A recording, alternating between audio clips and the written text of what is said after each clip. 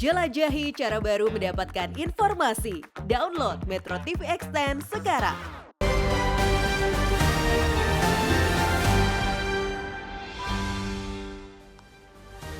Selamat pagi pemirsa, buruknya kondisi perekonomian masyarakat menjadi biang persoalan yang dilupakan atau tak terselesaikan.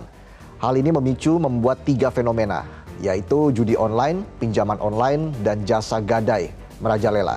Judi online, pinjol, khususnya yang ilegal, dan jasa gadai, terutama yang tak resmi, sama-sama menyesatkan masyarakat. Alih-alih menjadi dewa penolong, mereka justru menjerumuskan warga ke jurang penderitaan. Tidak terhitung korban judi online dan pinjol, tidak hanya harta terkuras habis, nyawa pun menjadi taruhan.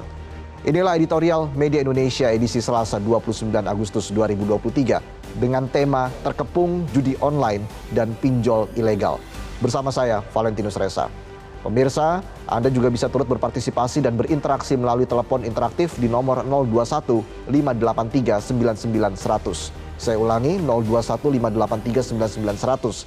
Dan pagi ini telah hadir bersama saya Ketua Dewan Redaksi Media Group, Elman Saragih. Selamat pagi, Bang Elman. Salam sehat, Bang. Pagi, Bung Rija. Baik, Bang Elman dan juga pemirsa, sebelumnya kita simak sejumlah informasi yang menjadi topik hangat di headline Harian Media Indonesia hari ini.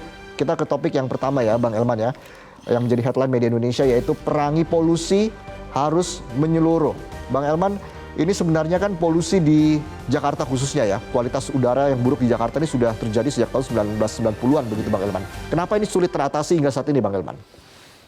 Ya, kalau saya sih memang melihat penanganannya tidak komprehensif ya. Tidak komprehensif? Ya. Oke. Jadi ini artinya sebenarnya kan buruknya polusi udara ini kan harus diserang oleh seluruh elemen masyarakat, ya pemerintah semuanya lah, tanpa kecuali, harus bersama-sama. Karena sudah sangat mengkhawatirkan ini, Ya, Bang sangat Elman. mengkhawatirkan. Jadi tidak bisa hanya misalnya katakanlah hanya pemerintah DKI Jakarta. Tidak bisa. Pemerintah DKI sudah bagus, tapi instansi pemerintah dan elemen masyarakat juga yang ada di Jakarta ini, ya termasuk industri, Ya. termasuk juga misalnya pembangkit tenaga listrik, itu harus sama-sama menyadarinya. Karena ini akan mematikan semua. Jadi polusi ini tidak akan memilih mematikan siapa. Dia akan menghantui, akan menyerang siapa saja yang menghirup udara di Jakarta ini. Iya. Nah, kalau kita bicara soal sanksi nih, Bang Elman, sebenarnya sanksi seperti apa sih, Bang, yang bisa membuat jera? Ini kan ada 11 entitas bisnis ya yang dianggap sebagai penyebab pencemaran udara. Bagaimana membuat mereka ini jera, Bang? Ya, memang pertama sanksinya harus berat ya, seberat-beratnya misalnya kan. Katakanlah, misalnya kalau industri ya industrinya ditutup, kan begitu kan. Tapi dan pelakunya juga harus dijerat dengan pidana kan gitu kan. Oke. Nah, tetapi kan yang lebih utama sebetulnya, bagaimana kita bisa menyadarkan semua orang yang ada di Jakarta. Oke. Tanpa kesadaran itu, mau hukuman berat apapun, orang tetap akan nyuri-nyuri kan gitu kan. Karena dibalik daripada pencemaran udara itu, di situ ada keuntungan juga yang dia dapat. Karena pemerintah juga sedang menggalakkan tilang uji emisi begitu. Nah, iya, nah ini sebenarnya langkah-langkah yang sebenarnya bisa membuat ini lebih efektif atau seperti apa, Bang? Nah itu juga kalau misalnya langkah-langkah uji emisi itu, seringkali juga itu hanya lagi panas, ya langsung ramai gitu. Habis itu lupa. Akhirnya juga uji emisi itu, bayangin mobilnya di rumah, dia urus suratnya di kantor kan gitu kan. Oke. Dan clear kan gitu kan. Ya, ya. Bagaimana kita bisa kita bilang clear mobil di rumah kan gitu kan. Ini yang terjadi. Jadi ini saya lihat ini kan hanya ramai ketika memang sedang dipersoalkan. Begitu orang lupa, itu juga diam gitu. Nah, jadi membuat orang ini agar tidak lupa bagaimana nih, Bang? Artinya sanksi harus lebih tegas lagi, Bang ya? Ya, memang kalau itu udah pastilah. Tapi yang lebih utama adalah bahwa polusi udara ini akan menyerang siapa saja yang menghirup udara Jakarta. Ini harus diingat itu. Ini menjadi tanggung jawab bersama ya? Apakah dia pejabat yang beri izin, itu juga akan diserang. Sepanjang, kecuali kalau dia tidak menghirup udara ya. Nggak tahu, kalau dia Jakarta mungkin pakai cerobong dia ke Kemana? Jadi memang ini tanggung jawab banyak semua pihak. Semuanya, Ya. bukan hanya banyak. Semua kita harus tanggung jawab. Oke, baik. Kita beralih ke topik berikutnya. Yang kedua, Bang Elman, yaitu soal mendesak reformasi peradilan militer. Ini terkait dengan penganiayaan yang dilakukan oleh anggota Pas Pampres terhadap pemuda Aceh.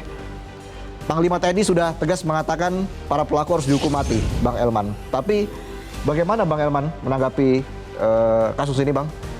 Ya, sebetulnya sepanjang yang saya tahu, militer itu juga selalu menindak prajuritnya yang melanggar hukum. Oke. Setahu saya, hanya memang seringkali karena itu dalam internal peradilan militer, sering-sering tidak terekspos. Pers juga jarang meliputnya kan gitu kan. Nah, tetapi kalau memang mau dikembalikan ke peradilan umum semuanya, ini bagus juga gitu kan. Oke. Tapi kita juga jangan juga pernah menganggap bahwa militer itu tidak tegas terhadap prajuritnya. Setahu saya, kan saya juga cukup lama juga meliput di lingkungan militer. Ya. Cukup tegas, hanya memang Tidak terekspos? tidak ekspos. Jadi oke. pemecatan, pemenjaraan itu juga mereka lakukan. Oke, jadi ini kan ada desakan ya dari koalisi masyarakat sipil untuk reformasi sektor keamanan. Mendesak yang menilai bahwa peradilan militer selama ini cenderung menjadi sarana impunitas begitu Iya. bagi anggota militer yang terlibat kejahatan. Nggak bisa juga kita bilang seperti itu. Perkara mungkin ada, mungkin ada juga. Oke. Tetapi perkara memang ingin tindak kejahatan umum yang dilakukan oleh militer disidangkan di peradilan umum, bagus juga, nggak apa-apa. Ini juga sebetulnya menarik kan, toh juga militer itu juga bukan berarti dia mau tertutup kan gitu. Itu kan ya kita tinggal kita amandemen aja undang-undangnya. Oke. Kan sederhana kok itu. Oke, baik, kita akan lihat nanti seperti apa ya reformasi dari peradilan militer ini seperti apa ya Bang Elman. Kita beralih ke topik yang selanjutnya, topik yang ketiga, yaitu terkait dengan pers ikut bertanggung jawab mewujudkan pemilu berjalan adil, menjaga pers tetap profesional, Bang. Tanggapan Anda seperti apa, Bang? Ya, saya pikir ini mutlak ya. Jadi pers itu nggak boleh berpihak ya. Dia harus netral, meliput seluruh kegiatan pemilu itu. Jadi tidak boleh ada pers yang condong ke sana ke sini. Jadi kita tugas kita sebagai pers ya tugas untuk meliput terus memberitakan secara netral apa adanya gitu. Jadi ibarat main bola nih Bang, pers ini seperti wasit ya. Seperti wasit. Membentuk wasit yang profesional itu bagaimana Bang? Untuk pers yang profesional. Memang nggak mudah sih. Oke. Memang nggak mudah, tapi itu tantangan buat pers. Karena toh juga kita kan, masa iya sih sudah sekian kali pemilu, kalau kita hitung dari pemilu 55, orde baru, orde reformasi ya, masa kita nggak punya pengalaman kan. Iya. Jadi saya sih sarankan kita dari pers ini kita seperti wasit aja. Iya. Jadi ketika ada yang offside, ya kita semprit. Iya. Oke, tapi kalau kita bicara soal pers yang ikut bertanggung jawab mewujudkan pemilu berjalan adil, peran pers juga sangat penting dalam memberantas hoax ya Bang? Ya, penting hoax itu. Jadi menurut saya peran utama pers itu yang harus memerangi hoax. Jadi jadilah pers yang betul memberitakan fakta. Ya. Itu sebenarnya itu jauh lebih utama, lebih penting itu. Masyarakat ini jangan kita goda lagi dengan hoax. Oke. Jadi kita beritakan faktanya. Jadi pers itu harus memberikan apa adanya, sehingga masyarakat punya pegangan. Ya. Apa kata pers? Oh, pers mengatakan begini, berarti ini hoax nih. Oke, gitu. artinya memang pers sangat dibutuhkan ya, Betul, apalagi ini sangat, sudah masuk ya. ke tahun pemilu, harus bisa memberantas hoax setuntas-tuntasnya begitu ya Bang, dengan kehadiran pers. Baik, dan pemirsa, sesuai dengan editorial kita hari ini, terkepung judi online dan pinjol ilegal, dan berikut adalah editorial Media Indonesia. Berikut ini pemirsa.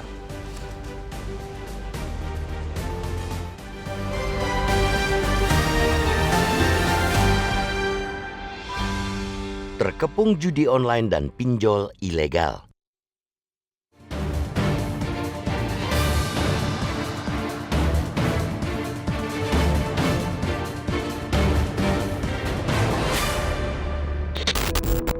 Ada 3 fenomena dalam beberapa tahun belakangan yang kalau diurai benang merahnya ada kesamaan musabab, terutama yakni buruknya kondisi perekonomian masyarakat. Inilah biang persoalan yang dilupakan atau tak terselesaikan sehingga ketiga fenomena itu yakni judi online, pinjaman online, dan jasa gadai terus merajalela mencari mangsa. Kita tahu judi online tetap saja marak. Bak mati 1, tumbuh 1000. Ia terus bermunculan kendati sudah puluhan ribu situs judi online dimatikan. Menurut Kementerian Komunikasi dan Informatika, tak kurang dari 42.000 situs judi di take down. Begitu banyak pula tersangka yang sudah ditangkap dan dipenjara. Akan tetapi, sekali lagi, judi online masih gampang dijumpai. Pusat Pelaporan dan Analisis Transaksi Keuangan atau PPATK pun mengungkapkan perputaran uang judi online pada 2022 saja mencapai 81 triliun rupiah. Kita tahu pinjaman online atau pinjol juga tetap marak. Teramat banyak situs pinjol ilegal yang telah diblokir, tak sedikit pelakunya yang diringkus. Tapi, seperti halnya judi online, pinjol tak lekang oleh segala macam upaya pemberantasan.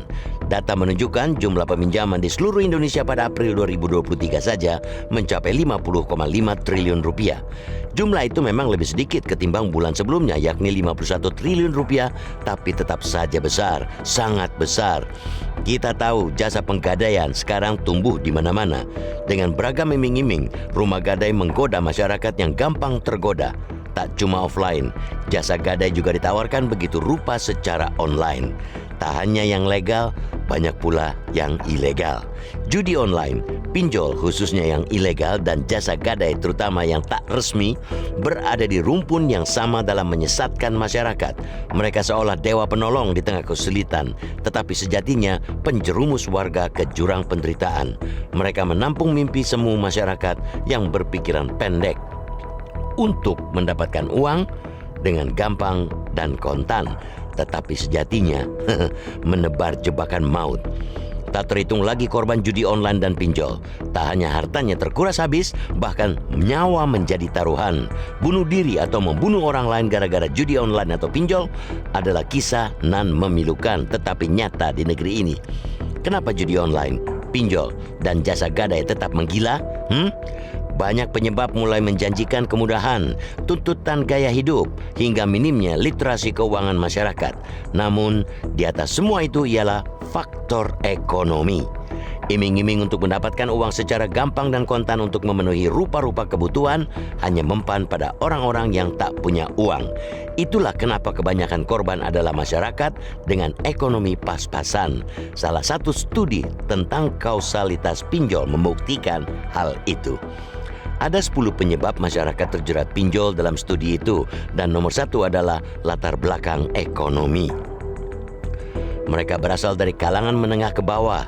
Tekanan ekonomi juga menjadi faktor kenapa orang terperangkap kejamnya pinjol.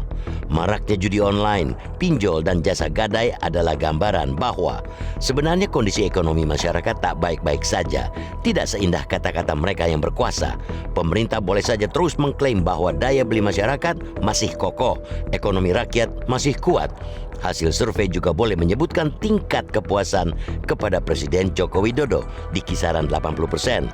Jika benar, klaim dan angka itu tentu menggembirakan. Tapi jika menilik realitas yang ada, tak berlebihan kalau banyak yang meragukan. Memberantas judi online dan pinjol dengan menutup situs atau meningkatkan literasi keuangan memang perlu. Tetapi yakinlah, ia tak akan bisa menyudahi persoalan jika hulunya tak dituntaskan. Hulu itu, penyebab utama itu, adalah lemahnya ekonomi masyarakat menengah ke bawah.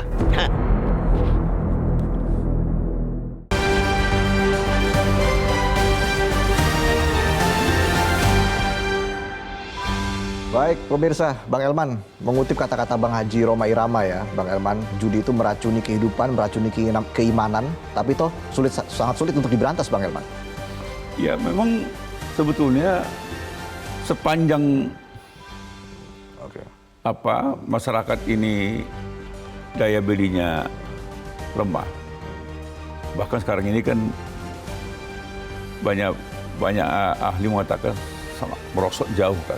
Itulah yang membuat judi online menjadi marak, begitu juga pinjol menjadi marak, bahkan rumah gadai ilegal semakin marak. Karena orang pada saat ini kan ingin punya uang cash. Ya. Nah, memang kita seolah-olah mimpi kita akan bisa disalurkan melalui pinjol, melalui judi online, begitu juga rumah gadai. Ini padahal mimpi itu kan mimpi buruk sebetulnya. Karena itu hanya sesaat. Padahal di baliknya itu kan risikonya kan sangat berat. Ya. Nah, sehingga memang ada jalan lain, pemerintah harus mampu membunuh penyebab utamanya. Apa? Ya, ekonomi rakyat harus dibangun. Jadi tidak cukup hanya tangkap, lalu diblokir situsnya. Tidak cukup itu.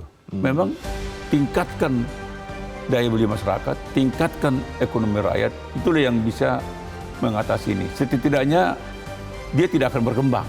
Judi nggak akan bisa dihapus selamanya gitu. Walaupun pemerintah saat ini mengklaim bahwa ekonomi rakyat masih kuat ya. Tapi nanti kita akan bahas lebih jauh lagi soal itu ya Bang Elman. Kita jeda dulu, pemirsa, editorial Media Indonesia akan kembali sesaat lagi.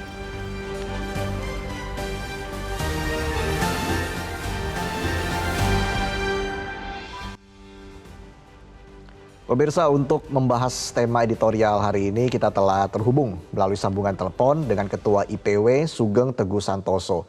Selamat pagi Pak Sugeng, salam sehat. Selamat pagi Mas Reza. Selamat pagi Bang Elman.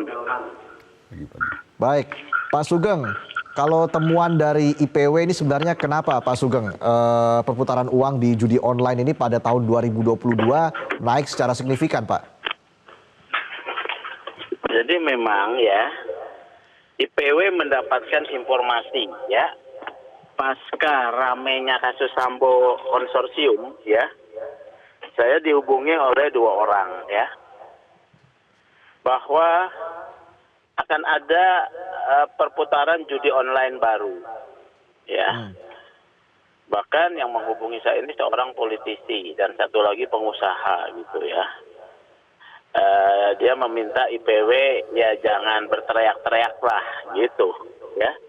Jadi sudah ada sebetulnya prakondisi. Jadi ada begitu ancaman Mas. Begitu ya Pak ya? Enggak, bahkan mau dikasih duit. Mau pilih mobil apa katanya. Oke. Iya. Jadi begitu. Lalu tanggapan Anda saat ini seperti apa Pak? Ya, IPW kan saat ini mengawal 2 kasus ya.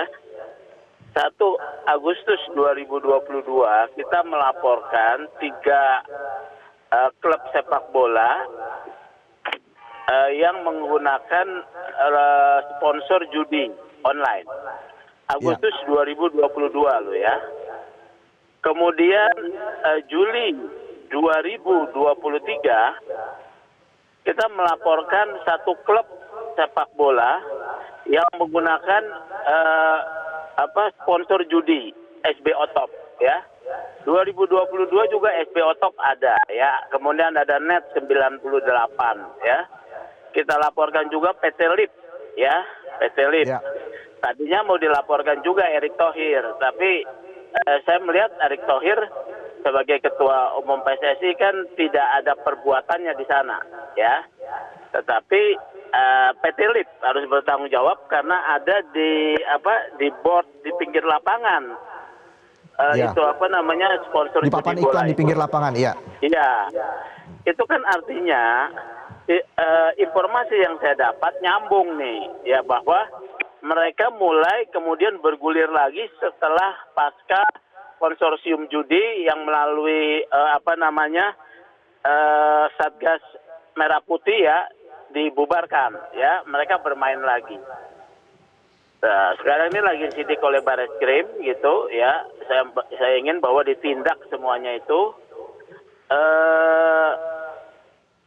Perkembangan yang terbaru kan saya melihat bahwa Menko yang baru ini galak nih ya, Jadi sangat gencar menutup situs. Saya harap seperti itu karena ini akan mengganggu banyak masyarakat ya. Oke. Begitu. Baik. Tapi Pak Sugeng, kenapa kesannya ini sangat sulit ya untuk menyentuh bandar besarnya Pak Sugeng dalam memberantas Saya kan judi ini? mendapat informasi kalau saya tidak tahu secara teknis ya. Informasinya mereka mengelola dari luar negeri. Karena server mereka itu ada di luar, operator mereka ada di luar, sehingga sistem hukum Indonesia tidak bisa menjangkau. Itu pada satu sisi ya. Oleh karena itu penyelesaian ini kan sementara ini yang efektif melalui 2 layer ya. 2 layer. Ya. Satu layer melalui Menkominfo. Yang ini yang paling efektif nih ya. Yaitu dengan menghapus semuanya situs kalau bisa. Nah yang kemudian lolos masih beredar gitu melalui proses penegakan hukum. Tapi kalau penegakan hukum saya tidak percaya akan selesai. Gitu Oke. ya. Begitu. Baik.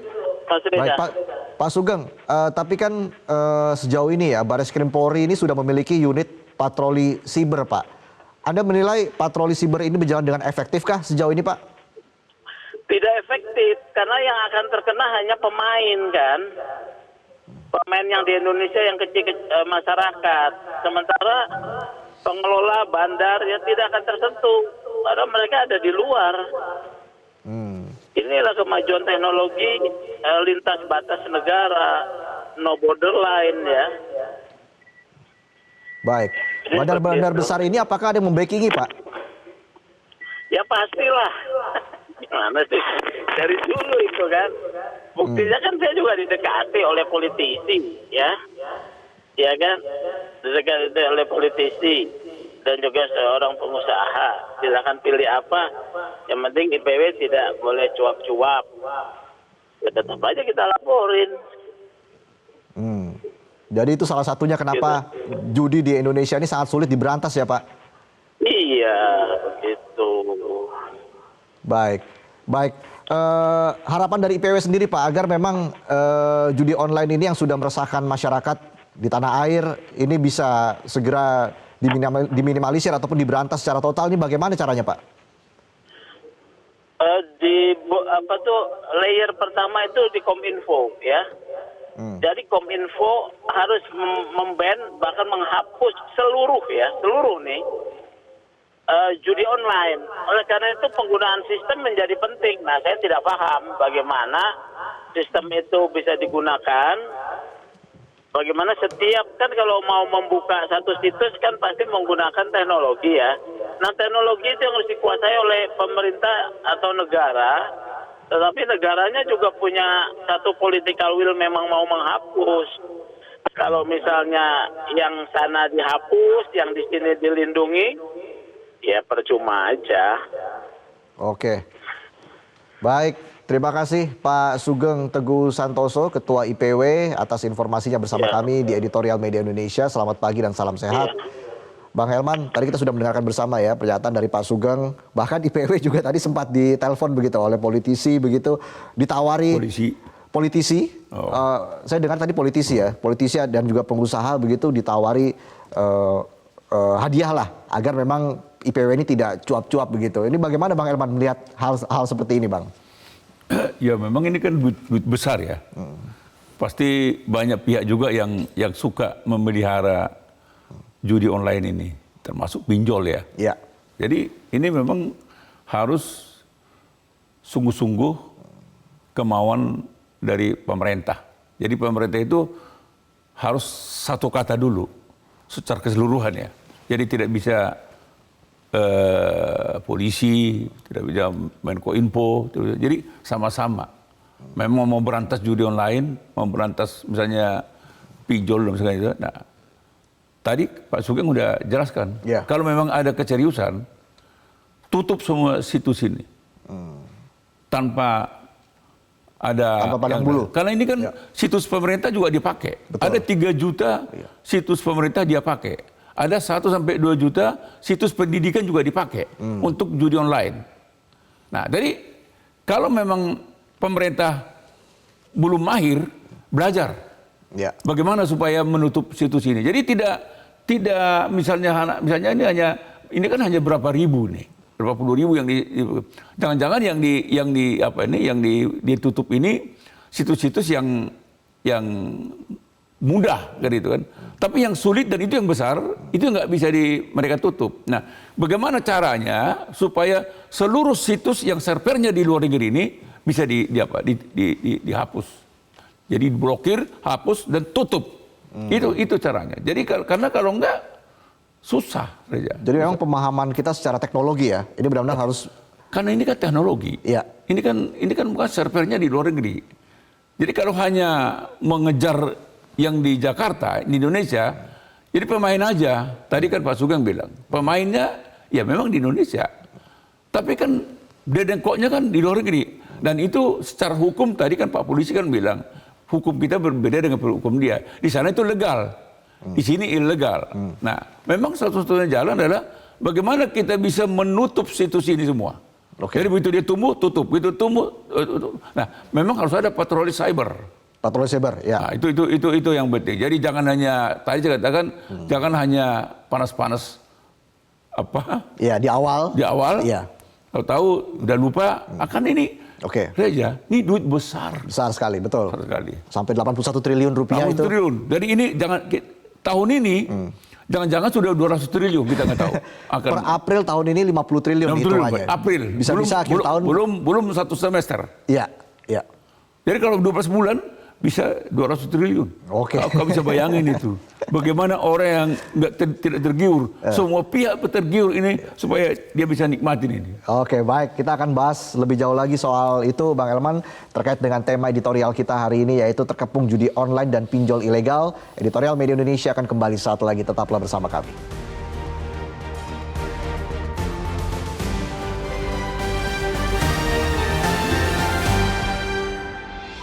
Media Indonesia mengajak Anda untuk mengakses fitur premium e-paper. Dengan sajian konten berbasis intelektual dan meneguhkan kebangsaan, Media Indonesia tampil dengan lebih dinamis melalui e-paper Media Indonesia yang dapat Anda akses kapan saja, di mana saja. Caranya mudah, download aplikasi Media Indonesia di Android atau ketik link e-paper.mediaindonesia.com atau bisa scan QR Code pada layar kaca Anda. Klik tab e-paper di bagian samping layar tablet Anda. Daftarkan data diri, serta pilih paket berlangganan e-paper Media Indonesia sesuai dengan kebutuhan Anda. Nikmati juga bonus spesial tambahan 4 halaman rubrik fokus setiap hari. Semua bisa Anda dapatkan hanya di e-paper Media Indonesia. Untuk informasi lebih lanjut, hubungi customer service di nomor 0811 1201 2018 atau kunjungi media sosial @mediaindonesia. Media Indonesia, referensi bangsa.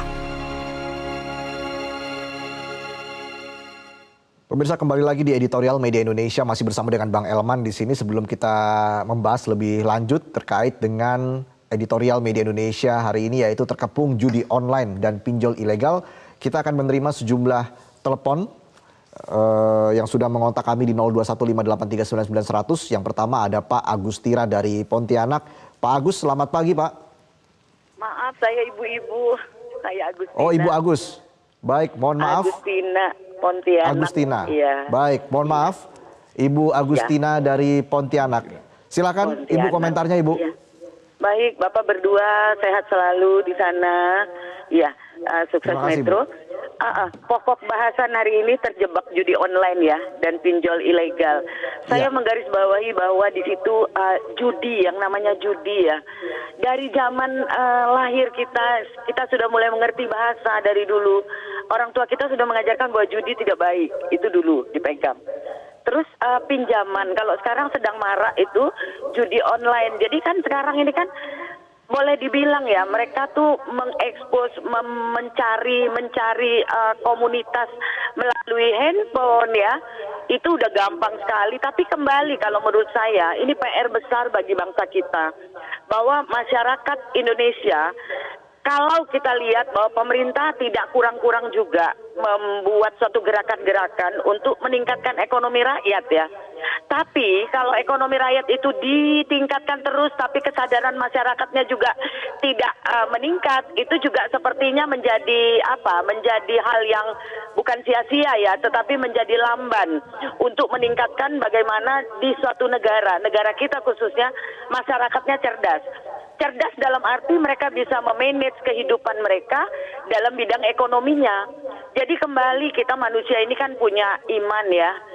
Kita semua punya kartu penduduk, itu semua punya agama kalau saya bilang. Terus terang, judi itu tidak dibenarkan dan sangat tidak baik dalam kehidupan kita kalau kita lakukan. Jadi kalau memang pinjol ilegal apalagi ya, yang mana nanti mereka bisa terjebak judi, itu mereka berharap untuk kaya.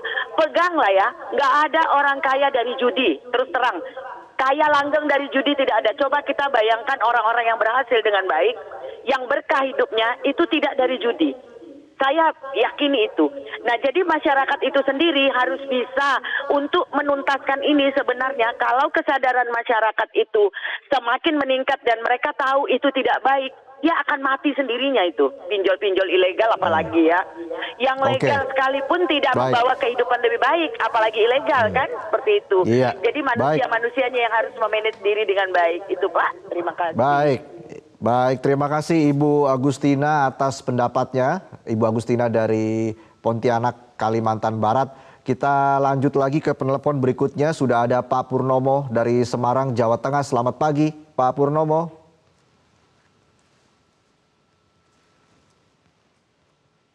Selamat pagi, Pak Purnomo. Baik.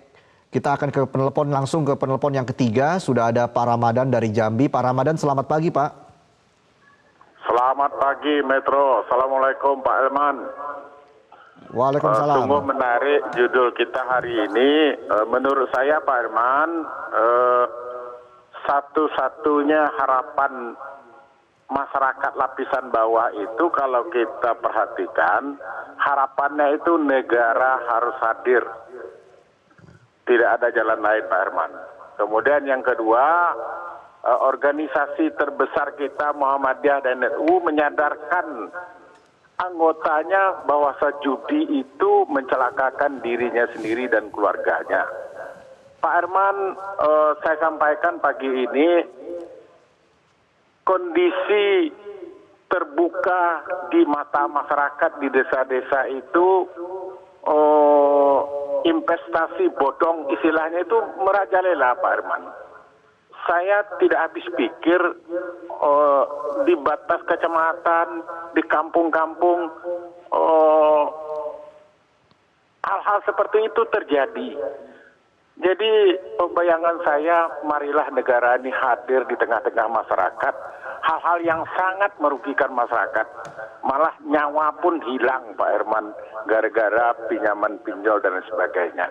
Jadi menurut saya kepincangan ini, Pak Herman, marilah negara hadir, kemudian media selalu menyuarakan kepiluan dan keresahan masyarakat menengah lapisan bawah, tolong dikobarkan lagi dan media menjadi harapan untuk menyuarakan kepiluan-kepiluan di masyarakat. Harapan saya itu, Pak Herman. Terima kasih. Assalamualaikum warahmatullahi wabarakatuh. Waalaikumsalam. Terima kasih Pak Ramadan dari Jambi atas pendapatnya dan juga komentarnya di editorial Media Indonesia. Kita kembali menerima penelpon berikutnya, yaitu Pak Purnomo dari Semarang, Jawa Tengah. Selamat pagi, Pak Purnomo. Silakan, Pak. Selamat pagi. Assalamualaikum warahmatullahi wabarakatuh. Waalaikumsalam. Ya, Pak Elman dan berdua mudah-mudahan sehat selalu. Saya kira cepat aja ya untuk tema pagi ini. Itu sebenarnya kita rangkum dari Pak Elman. Itu mengenal sistem. Saya setuju banget. Dan kemudian dari Pak Sugeng yang law enforcement terhadap pelaku-pelaku itu juga. Nah, yang satu yang belum sebentar di Pak Bu Agustin dari Pontianak itu sudah menyangkut masalah revolusi mental. Nah, inilah kalau pendapat kami revolusi mental yang telah dilakukan, dicanangkan pemerintah ini tidak berhasil. Untuk itu, marilah bersama-sama. Jadi keseluruhannya, revolusi mental juga dari pelaku, regulasi, dan masyarakat. Karena masyarakat adalah pelaku daripada untuk pelaksanaan judi online. Saya kira itu aja. Jadi 3 itu harus sejalan. Saya kira demikian Pak dari media Indonesia. Terima kasih. Assalamualaikum warahmatullahi wabarakatuh. Waalaikumsalam, terima kasih Pak Purnomo dari Semarang, Jawa Tengah. Pemirsa, itulah tadi ketiga penelepon yang sudah memberikan komentarnya terkait dengan editorial media Indonesia hari ini, terkepung judi online dan pinjol ilegal. Bang Elman, menarik tadi yang dikatakan oleh Pak Purnomo yang baru saja menelepon begitu, revolusi mental yang dicanangkan oleh pemerintah tidak berhasil. Bang Elman, bagaimana melihat ini Bang Elman? Ya memang ini secara keseluruhan sih, revolusi mental pasti belum tercapai kan, cita-citanya kan. Dan itulah yang menyebabkan orang semua mau serba cepat. Nah, tetapi di atas segalanya, memang kecuali kita harus membangun ekonomi rakyat ya. Ini memang mau tidak mau pemerintah harus membangun ekonomi rakyat. Tingkatkan daya beli masyarakat. Jadi ini kan bertemu ini. Ketika daya beli masyarakat merosot dan pada titik nadir yang paling rendah, muncul online. Pinjaman online, judi online, bahkan sekarang rumah gadai ilegal itu marak. Jadi ini yang kita lihat, pemerintah tidak hadir, tidak melihat ini menjadi suatu tanda-tanda bahaya. Ketika masyarakat penghasilannya rendah, daya belinya merosot, bahkan pada titik nadir yang paling rendah, sementara muncul mimpi-mimpi baru ini. Ini seperti dia penolong ini, pinjol kan dianggap dia penolong. Dia penolong. Judi online juga dianggap dia penolong karena bisa menjadi kaya. Padahal menghancurkan. Nah, rumah gadai ilegal juga muncul di mana-mana. Ini juga, ini gampang nih. Ini syaratnya lunak nih, hanya KTP doang. Atau NPWP bisa, atau slip gaji bisa. Nah, disinilah pemerintah saya lihat hanya mengejar pertumbuhan padahal semu. Nah, mestinya dari awal pemerintah harus mengawasi. Belum saatnya pinjol. Judi online harus diberantas. Rumah gadai ilegal harus dijaga. Biarkan aja yang ada kan selama ini kan juga sudah ada pajak. Jawatan pegadaian kan sudah ada kan, ya. Milik pemerintah. Ya, itu aja sebetulnya. Jadi jangan diberi kesempatan rumah gadai ilegal, sehingga orang butuh cash. Sehingga memang ketika tadi Reja bilang, lah kan tingkat kepuasan masyarakat terhadap pemerintah ini kan tinggi 80%. Ya, nah, betul. Kalau kita membaca tingkat kepuasan masyarakat terhadap pemerintah tinggi, semoga ini benar, mestinya masyarakat itu sebetulnya sudah gemar ripah loh Jenawi kan, sudah menikmati pembangunan, sudah nggak ada lagi masalah uang cash, sehingga dia kalau dirinya sudah kuat sebetulnya, puas kok. Ya. Tapi buktinya apa? Pinjaman online malah marak. Semakin marak, betul. Judi online semakin marak. Karena kedua ini pinjaman online, judi online, tambah lagi rumah gadai ilegal ini ketiga-tiganya ini memberi harapan-harapan palsu. Padahal ini membawa mereka ke jurang, ke jurang kehancuran. Jadi ironis ya antara klaim pemerintah dengan keadaan yang terjadi saat ini di mana pinjol semakin marak begitu. Gini aja hukumnya, Reja. Kalau duit rakyat banyak, ngapain dia pinjam? Ya. Karena ini biasanya terutama ketika misalnya tahun-tahun ajaran baru. Orang tua kan butuh uang cash untuk membayar sekolah. Ya. Disitulah dia dihadapkan kepada pilihan yang tidak apa ya. Jadi pilihan-pilihan yang sulit buat dia. Betul. Oke, nanti kita akan bahas lebih lanjut lagi soal itu Bang Elman.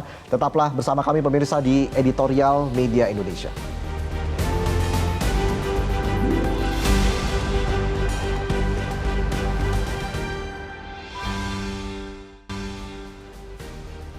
Pemirsa, terima kasih Anda masih bersama kami di Editorial Media Indonesia. Masih bersama saya saat ini Bang Elman. Bang Elman, kita singgung lagi nih terkait dengan ironis, terkait dengan klaim dari pemerintah yang mengatakan bahwa ekonomi rakyat masih kuat. Padahal biang kerok ataupun penyebab utama dari judi online semakin marak di Indonesia adalah soal ekonomi lagi, Bang. Balik lagi ke soal ekonomi tadi, Bang. Bagaimana, Bang, melihat ini, Bang? Ya, jadi memang seperti yang saya sudah utarakan tadi, kita sih berharap klaim tingkat kepuasan itu benar ya. Ya. Harapan kita itu benar. Tapi kalau itu benar, pertanyaannya mengapa pinjol itu makin merajalela kan gitu Ya. kan. Bayangin kan yang tahun lalu itu 50 sekian triliun, sekarang 51 triliun, memang sekarang agak turun. Tahun 2022 81 triliun ya. Enggak, kalau itu judi online kan. Oke. Nah, ini kalau pinjol kan. Pinjol, Nah, oke. Judi online juga sama kan. Itu kan peningkatannya kan makin Kalau ekonomi rakyat itu bagus, ya kan, mestinya kan tercermin kan, kalau tingkat kepuasan kan tinggi kan, ekonomi rakyat mestinya bagus kan. Ya. Karena kalau ekonomi rakyat bagus, daya belinya pasti bagus kan. Iya. Artinya pinjol nggak populer kan, judi nggak akan populer. Jadi dengan daya beli yang kuat dari masyarakat, otomatis pinjol akan menghilang dengan sendirinya, begitu ya, Bang? Minimal berkurang, Ya. judi juga akan berkurang, walaupun nggak bisa kita berantas. Nah, di sinilah sebetulnya harapan kita. Pemerintah jangan hanya mengejar pembangunan infrastruktur ya, Ya. tapi pembangunan revolusi mental itu harus juga serta-merta. Buktinya apa? Sekarang yang judi online itu, yang banyak pemainnya itu ibu-ibu rumah tangga. Bahkan anak SD itu klaim dari juru bicara PPATK. Ya kan? Bayangin, murid SD sama ibu-ibu. Dan itu menengah ke bawah. Ya. Ada juga yang penghasilannya sehari Rp100.000 memaksakan diri untuk ikut judi online. Karena dia berharap dari 100.000 itu bisa menjadi kaya raya kan. Karena dia tidak lagi punya harapan di tempat lain. Jadi dia menggantungkan harapan di judi online itu. Nggak ada harapan lain. Nah, ini yang luput dari perhatian pemerintah. Jadi kita sekarang sedang di entertain. Kita sekarang pertumbuhan ekonomi segini. Klaim bahwa tingkat kepuasan sebegini, seolah-olah kita ini sebenarnya sudah negara yang rakyat kita sudah hidup tentram. Kalau bahasa Jawanya kaya raya kan gitu kan. Nah, tapi faktanya apa? Faktanya seperti yang kita lihat itu. Masa pinjol judi online itu makin marak, ya kan? 81 triliun. Ya, tahun lalu saja. Ini kan bisa sampai 200 triliun. Nah, Ya. disinilah juga kita minta ketegasan penegak hukum, terutama polisi. Jadi kalau melakukan penegakan hukum, jangan pilih-pilih, tutup semua, tangkap yang bisa ditangkap gitu kan. Baik. Itu juga Kemenko Info itu kan. Ya. Jangan hanya bicara konferensi pers, kita sudah tutup. Jangan tutup semuanya. Tutup semuanya. Iya, betul. Kalau berani nggak gitu Sapu kan? bersih ya. Coba kita minta menteri yang baru ini. Berani nggak punya target dalam waktu 3 bulan ini semua tutup. Nah, kita mau lihat ini. Oke. Dan pemerintah juga harus punya target yang sama. Kita akan tutup 3 bulan, tutup semua judi lain. Kita lihat apakah Menkominfo yang baru ini berani melakukan seperti itu ya, Bang Elman ya. Nggak yakin nggak berani. Oke, baik. Bang Elman Saragih, terima kasih atas pendapatnya dan juga komentarnya di Editorial Media Indonesia. Salam sehat selalu, Bang Elman. Pemirsa, maraknya judi online, pinjol, dan jasa gadai adalah bukti kondisi ekonomi masyarakat tidak baik-baik saja. Pemerintah boleh saja terus mengklaim daya beli masyarakat masih kokoh, ekonomi rakyat masih kuat. Hasil survei juga boleh menyebutkan tingkat kepuasan kepada Presiden Joko Widodo di kisaran 80%. Namun jika menilik realitas yang ada tidak berlebihan kalau banyak yang meragukan. Memberantas judi online dan pinjol dengan menutup situs atau meningkatkan literasi keuangan memang perlu. Tetapi yakinlah, ia tak akan bisa menyudahi persoalan jika perihal lemahnya ekonomi masyarakat menengah ke bawah tak dituntaskan. Saya Valentinus Reza, demikianlah Editorial Media Indonesia hari ini. Sampai jumpa.